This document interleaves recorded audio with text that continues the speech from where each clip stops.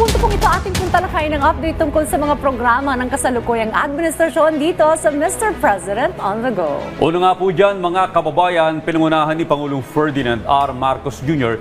yung pamamahagi ng tulong sa mga miyembro ng Aita community sa Porac, Pampanga bilang pagtiyak na hindi mawawalan ng suporta sa mga katutubo at hindi na kailangang mamalimusan ng sangan.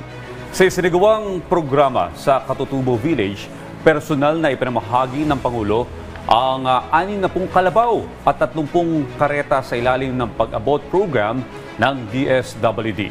Layunin po nito na muling i-integrate yung mga Aita sa lipunan at mapabuti ang kanilang pamumuhay. Meron din tig 10,000 pesos cash assistance ang bawat isa sa 1,200 beneficiaries kasama ang mga kagamitan sa bukid na makatutulong sa kanilang pagsasaka at pang-araw-araw na gawain. Ayon po kay Pangulong Marcos Jr., ito ay bahagi lamang ng mas malawak na programa ng pamahalaan upang siguraduhin na walang Pilipinong may iwan sa pag-unlad. Ang pag-abot program po ng DSWD ay nagbibigay ng pinansyal at relocation aid, livelihood assistance, ganun rin po ng transportation support at psychosocial services sa mga beneficiaries. Kasabay po ng programa na mahagi rin ng Pangulo ng Brigada Backpacks para sa mga estudyante at 2 Starlink units para sa mas mabilis na internet connectivity sa Katutubo Village Elementary School.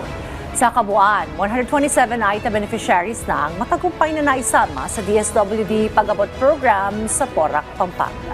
Isang patunay ito ng Administrasyong Marcos Jr. ay patuloy na naghahanap ng paraan para mapabuti ang buhay ng bawat Pilipino, kabilang na ang ating mga katutubo. At yan po muna ang ating update ngayong umaga. Abangan ang susunod nating tatalakayin patungkol sa mga aktibidad at programa ng kasalukuyang administrasyon dito lamang sa Mr. President on the Go.